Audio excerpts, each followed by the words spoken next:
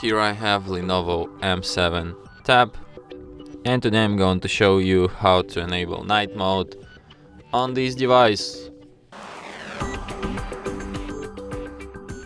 So to do this, firstly you have to go to the upper bar, and here you can find the button night light. By tapping it once you can switch this mode, so for you to see it more clearly I'm gonna disable dark theme. And as you can see, with this mode enabled, your screen becomes slightly yellow.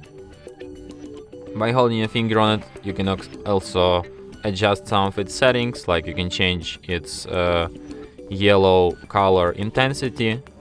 And you can also set up a schedule for this mode. You can set it from sunset to sunrise or just at a custom time period. So yeah. And that's it. Thanks for watching. If you find this tutorial useful, don't forget to hit that like button and subscribe to our channel.